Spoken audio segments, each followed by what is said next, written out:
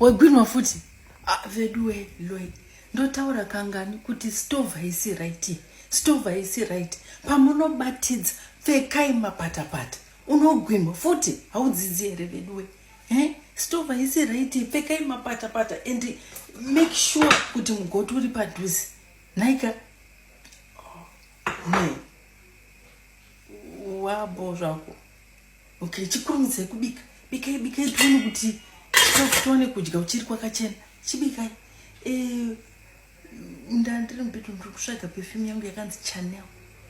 Pane perfume yangu kadiki kabhodhoro kakanzi Chanel kakatumirwa namaitao. Handiswiwo. Ndakaipa tete inini ndakapa tete mai tatenda. Ndandafarisa.